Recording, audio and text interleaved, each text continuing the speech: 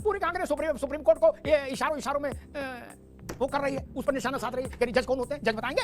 ये वही जज हैं जिन्होंने जब चुनाव में चंदे वाली व्यवस्था भंग की थी, तो आप लोग कह रहे थे कि त्वमेव माता च पिता त्वमेव विद्या द्रविड़म त्वमेव सर्वम मम देव देवा। सब पब्लिक जानती है क्या है क्या कहा। राहुल जी ने कोई गलत नहीं कहा। कांग्रेस पार्टी कैसी है जो सेना का सम्मान करती है। चल झूठा। आप उन बातें करने लगते हो, कहीं की बातें कहीं रखने लगते हो। 2000 स्क्वायर किलोमीटर कब्जा कर लिया। अरे भैया कहाँ नाम रहे थे इंची टेप लेकर के, क्या वहाँ पे सही पकड़े हैं आप। क्या क्या अच्छा आपने किया है। हिंदुओं को दमन करने के लिए आपने बहुत सारे कानून बना दिए। उसके आप तो जनेऊधारी हिंदू हो, आपके लिए तो राहुल गांधी जी भी हिंदू है, कोर्ट के ऊपर जनेऊ पहन लेते हैं। दत्तात्रेय गोत्र के बताते हैं जो दत्तात्रेय गोत्री नहीं। मैंने क्या कह दिया भाई, मैंने क्या सिटिंग आर्मी चीफ को गली का गुंडा कांग्रेस के बड़े नेता ने कहा, और वो केवल खुद ही नेता नहीं था, वो पॉलिटिकल फैमिली का व्यक्ति था। पूरा 71 का श्रेय लिखा पढ़ी में केवल इंदिरा जी को दिया गया, जगजीवन बाबू तक को नहीं दिया गया जो दलित नेता थे। तब वो सही था। अब मोदी को माला पहना दे तो बोले मोदी कौन होते, जो इंदिरा गांधी थी सो मोदी है नहीं। नमस्कार दोस्तों, समाचार 2.0 की और एक मजेदार डिबेट वीडियो में आप लोगों का स्वागत है। दोस्तों आज की डिबेट वीडियो होने वाले है देश के सबसे निडर और लोकप्रिय पत्रकार अमिताभ अग्निहोत्री, राजनीतिक विश्लेषक संजय राणा और कांग्रेसी राज शर्मा के बीच में। दोस्तों आज की डिबेट में न्यूज एंकर अमिताभ अग्निहोत्री और राजनीतिक विश्लेषक संजय राणा जी ने मिलकर कांग्रेसी राज शर्मा को भयंकर रोस्ट किया है। क्योंकि दोस्तों आज राहुल गांधी जी की बयान जो उन्होंने दिया था कुछ दिन पहले कि 2000 वर्ग किलोमीटर चीन ने कब्जा लिया भारत की जमीन, और उस पर देश की सर्वोच्च अदालत ने जो तंज कसा राहुल गांधी जी को, इसी दो मुद्दे पर चल रही डिबेट में कांग्रेसी राज शर्मा की हो गई आज भयंकर बेइज्जती, जो देख आज आपको बहुत ही आनंद मिलने वाली है। और अमिताभ अग्निहोत्री और संजय राणा जी ने मिलकर आज गांधी परिवार और कांग्रेस की जो पोल खुली वो तो आज आपको अवश्य देखना ही चाहिए। दोस्तों आज की ये डिबेट सच में बहुत ही मजेदार होने वाले है, इसीलिए आप लोगों से अनुरोध है बिना स्किप करके वीडियो को आखिर तक जरूर देखना एंड वीडियो के बारे में अपना क्या राय है कमेंट में जरूर लिख के जाना। चलिए शुरू करते हैं।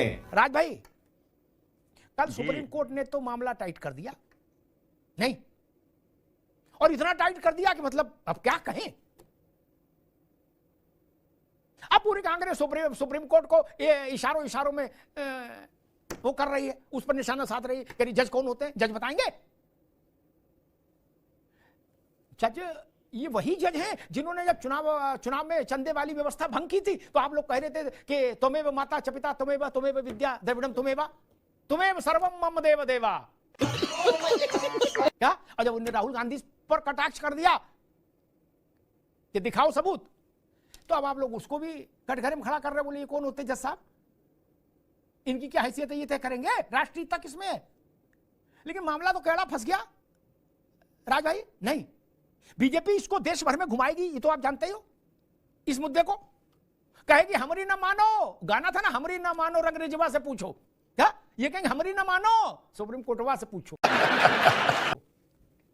राज भाई ना मैं एक बात कह दूं, ऐसा कोई ये डांट फटकार की बात नहीं है। ठीक है, उन्होंने कहा और ये सब पब्लिक जानती है। ये सिर्फ जो आपने कहा कि भारतीय जनता पार्टी भुनाएगी, ये सिर्फ हम ही लोग सोचते हैं। देखिए अच्छा, सब पब्लिक जानती है क्या है क्या कहा। राहुल जी ने कोई गलत नहीं कहा। कांग्रेस पार्टी कैसी है जो सेना का सम्मान करती है। चल झूठा। देश को आज की तारीख में ना तो कोई नेता बर्बाद कर रहा है, ना कोई पत्रकार बर्बाद कर रहा है, ना कोई प्रवक्ता बर्बाद कर रही। अगर इस देश को अब बर्बाद कर रहा है तो एक वो भेड़िया रूपी विश्लेषक करता है जो शेर की खाल पहन के देश के लिए अच्छी बात करना आता है। लेकिन वो उस विश्लेषक का इंटरव्यू मैं इस तरह मानता हूं कि वो यहाँ टीवी चैनल में बैठ के भारतीय जनता पार्टी का, मैं इनका नाम ही नहीं ले रहा, अरे विश्लेषक तो यही है अकेले की चोरी पकड़ी जाती जब रोशन होता बजाज हो गया, बजाज मैं नहीं कहता रोशन हो गया बजाज, घर के सारे गजब है भाई साहब। मैं तो इनके बारे में बोल ही नहीं रहा हूँ। अभी और खोलेंगे दूसरे बार के प्रश्न में। देखिए आपने नहीं आप आई यहाँ खोलने के लिए, आपका तो ये इंटरव्यू है, बीजेपी के प्रवक्ता बन जाओ। तो मेरा ये मानना है देखिए भारतीय जनता पार्टी के नेताओं से भी बहुत बार कहा, कई बार कहा, तो भारतीय जनता पार्टी के तो कानून मंत्रियों ने कहा कि कोर्ट डिक्टेट नहीं कर सकता। सही बात कहूं, क्योंकि सही बात बोलने में प्रमुख साहब का तो शायद दम हो सकता है, लेकिन विश्लेषक साहब का चैलेंज करता हूं कि दम नहीं हो सकता। मैं कहता हूं हर आदमी अपनी सुविधा के हिसाब से सही बात क्या है, पहले ये तो तय हो जाए, फिर हम इनसे पूछे संजय से कि भाई तुम बोल सकते हो कि नहीं, हिम्मत है कि नहीं, सही बात तो बताओ पहले। मैं तो मैं ये कह रहा हूं दुनिया में कोई भी ऐसी राजनीतिक पार्टी नहीं है जो 100% गलत चले और 100% सही चले। मुझे ये तो बता दे यहाँ बैठ के, आप आज भारतीय जनता पार्टी है उसका रेशियो ज्यादा रखो, लालच होगा, सरकार है, कहीं कुछ मिल सकता है, मैं इस पर डिनाई नहीं करता, लेकिन इतने बड़े हो गए, कुछ तो कांग्रेस पार्टी ने अच्छा किया होगा जो आप तन्ना के बोल रहे हैं। काला ब्लेजर पहना है, अच्छा सा चश्मा लगाया है, तकरीबन 25-30 हजार रुपए का। तो राणा भाई कुछ तो कांग्रेस की अच्छाई हो। राज भाई साहब काला नहीं, इसलिए बोले चश्मा लगा लीजिए, नीला है। मगर मैं आजादी के आपको बाद बता से दूं, क्या क्या अच्छा आपने किया है? हिंदुओं को मैं दमन बोलता हूं, करने के चलो, लिए आपने बहुत गिना सारे दूं। कानून बना कहाँ दिए। कर दिया? आप बता हिंदू रहे नहीं ना हो। पर्सनल लॉ मैं हिंदू नहीं हूँ। उसके अच्छा, आप हिंदू नहीं तो हो। जनेऊधारी क्या? हिंदू अग्निहोत्री हो। भाई हिंदू नहीं है। नहीं आप बताओ, सर आपको क्या एंकर दुख महोदय को होता? क्यों ला रहे हैं? अपनी बताओ। बात कीजिए। अरे आपके लिए तो राहुल गांधी जी भी क्या हिंदू दुख है जो होता? कोर्ट के ऊपर अरे, जनेऊ पहन जो- लेते हैं। और जब दत्तात्रेय अरे गोत्र के सुनिए, बताते हैं मेरी जो बात दत्तात्रेय सुनिए। गोत्र ही नहीं है। मैंने क्या कह दिया? गजब है भाई मैंने साहब। क्या कहा? ये आपका हाँ, इंटरव्यू गजब है। हमारे ये ऊपर समझ क्यों लीजिए, आक्षेप लगा प्रवक्ता रहे बनने हो? का, आप ये बताओ भारतीय राहुल जनता गांधी जी पार्टी को के डांट प्रवक्ता पड़ी कि बनने नहीं? के लिए अच्छा भुट्टो साहब ने क्या बोला डांट था पड़ी? कि मेरा ये डांट प्रतिनिधि कैसे? संसद तो सरकार को हिंदुस्तान डांट के पड़ी। नहीं था, संसद गलत था, सदस्य दिखाओ। है और बैठा दिखाओ, है। दिखाओ। मैंने तो नहीं अच्छा, बोला ना। लो। और पाकिस्तान की भाषा आप बोलते हो। मणिशंकर अय्यर का बयान देख लो, आप चिदम्बरम जी का बयान देख लो। बात तो सही है। अच्छा किया ये बुरा किया ये हम कहने वाले कौन? ये तो जनता की अदालत में आपको हर राजनीतिक दल को जाना पड़ता है, जनता मोहर लगा देती है। वही आपका अंक पत्र है, मार्कशीट है, उसी से बात तय होगी। कहे सुनने से क्या फायदा? लड़के की बड़ाई लड़के की अम्मा तो करेंगी। अरे लड़की की अम्मा कहेंगे दामाद अच्छा तब ना मानेंगे। अम्मा अपने लड़के को बुरा कहती नहीं, बिल्कुल काला हो तो भी कहेंगे रंगे हुआ है। बिल्कुल। संजय राणा कभी मैं सुन रहा था कि भाई हम सेना की हमेशा सेना के प्रति श्रद्धा रखते हैं और सेना की बड़ाई हमेशा करते हैं और सम्मान सेना का होना चाहिए जिसने किया। मेरी दो बातें हैं इस पे। एक तो हमेशा सेना का सम्मान किया ऐसा नहीं, सिटिंग आर्मी चीफ को गली का गुंडा कांग्रेस के एक बड़े नेता ने कहा, और वो केवल खुद ही नेता नहीं था, वो पॉलिटिकल फैमिली का व्यक्ति था। बिल्कुल। उमाशंकर दीक्षित के परिवार का व्यक्ति था जिन्होंने नेहरू के साथ कांग्रेस में काम किया। और दूसरी बात कि सम्मान मोदी का क्यों, एक ये प्रश्न मैंने देखा है। बोले मोदी ने तो नहीं मारा जाके वहां एयरबेस पे अटैक, मोदी तो बम लेके हाथ में गए नहीं थे। ठीक बात है, लेकिन हम ये क्यों भूल जाते हैं कि 71 की लड़ाई में इंदिरा जी बॉर्डर छोड़िए, वो इंडिया गेट पर भी जहाज में बैठ के नहीं आई थी कि चलो किधर है, कौन पाकिस्तान है, नहीं ना, प्रधानमंत्री के काम ही नहीं। लेकिन all credit goes to Shrimati Indira Gandhi. देश भर में पोस्टर छपा किसका? इंदिरा जी का। दुर्गा किसको बताया? इंदिरा जी को। क्यों? कौन जनरल गया, कौन मेजर गया, उसका तो कहीं नाम ही नहीं आया। तब वो सही था। अब मोदी को माला पहना दे तो बोले मोदी कौन होते? जो इंदिरा गांधी थी सो मोदी है? नहीं संजय राणा। बिल्कुल अमिताभ जी आपने सही कहा, लेकिन इंदिरा गांधी और मोदी जी में मैं सबका सम्मान करता हूं, जमीन आसमान का अंतर है। देखिए मोदी जी अपनी सेना का भी सम्मान करते हैं और अधिकारियों का भी सम्मान करते हैं, लेकिन याद होगा मानिक शॉ जी को 71 की लड़ाई के जो सेना नायक थे उनकी पेंशन बंद कर दी गई थी। 2007 में कोर्ट के आदेश के बाद उनको पेंशन दी गई थी। तो कौन कितना सम्मान करता है सेना की पता चलता है।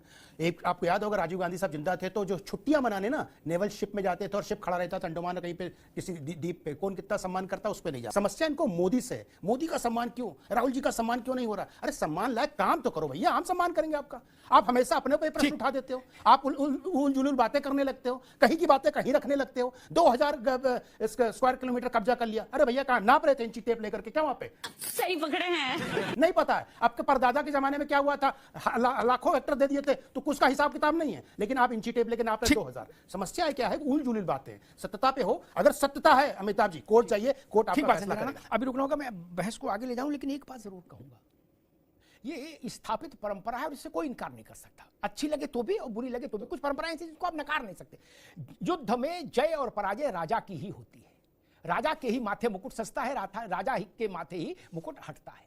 इसलिए इस बहस में पढ़ने से कोई फायदा नहीं। 71 की अभी हो सकता कोई एक राजतंत्र नहीं है, मैंने लोकतंत्र का उदाहरण पहले दिया, राजतंत्र का बाद में, ठीक। यानी ये 5000 साल की पूरी व्यवस्था जुड़ गई। इंदिरा गांधी भारत की प्रधानमंत्री थी, जो अब नरेंद्र मोदी हैं, और पूरा 71 का श्रेय लिखा पढ़ी में केवल इंदिरा जी को दिया गया, जगजीवन बाबू तक को नहीं दिया गया, जो दलित नेता थे, जिनको गांधी जी की पेंसिल से पहली कैबिनेट में शामिल किया गया। पंडित जी की लिस्ट में उनका नाम नहीं था, लिस्ट गांधी जी के पास गई, गांधी ने अपनी राइटिंग में उस पर जगजीवन राम लिखा। उस दलित नेता से भी कहा गया तो पीछे रहो, पर्दे के पीछे रहो, सामने मत आना। बोले हो, हुआ, देखा देश ने।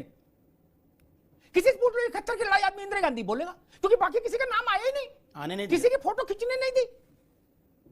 71 की लड़ाई की एक फोटो हमको दिखा दो जिसमें भारत के सेनाध्यक्ष और जगजीवन राम के साथ प्रसन्न मुद्रा में इंदिरा जी खड़ी हो, दिखा दीजिए। एक भी नहीं। क्या वो समय नहीं था खड़े होने का? सबके माथे पर रोली तिलक इंदिरा जी खुद लगाती कि वाह भाई वाह क्या बात की, और दलित नेता का सम्मान करती, जगजीवन बाबू का नहीं किया। बच्चों को याद भी नहीं जगजीवन राम कौन थे, पूछ लीजिए, नहीं तो व्हाट्सएप पे मैसेज डाल के अपने परिवार के ग्रुप में। बड़ी विचित्र बात है वितृष्णा पैदा करने वाली बात है कि बेनजीर भुट्टो का लड़का वहां ये क्यों कह रहा है कि हमारे उनके शब्द हैं बिलावल भुट्टो के कि हमारे अपने लोग इंडियन पार्लियामेंट में बैठे हैं। ये अपने लोग क्या होता है? ये गैंग चला रहे हो क्या? कौन लोग हैं जिनकी ओर बिलावल इशारा कर रहा है? मैं उसको गंभीरता से नहीं लेता, क्योंकि वो बालक वही है जो कह रहा था कि दरिया में खून बहेगा, और कुछ नहीं बहा, खुद छुप के बैठ गया। जब वहां बम गोले गिरे तो अपना मेज के नीचे छुप गया है, बोला जब बम गोले बंद हो जाएंगे तब निकलूंगा। और उससे पहले माइक पीछे ला रहा था, किसी किसी सिर्फ एक माइक मिल जाए तो कुछ भी बोलता है लेवल। वो कह रहा था दरिया में मोदी, दरिया में खून बहेगा। और एक दूसरे थे भाईजान, उनको लोग बताते कि वो बड़े आतंकवादी हैं, वो भी चिल्ला रहे थे टोपी पहन के कि मोदी हम तेरी सांस बंद कर देंगे, तू पानी बंद करेगा। क्या 16 मर गए उनके परिवार के इकट्ठे एक ही मिनट में। क्या तो रो रहे थे, ऐसे नाक छिनक रहे थे, आंसू पहुंच रहे थे, कहते या अल्लाह हमें क्यों नहीं उठा लिया।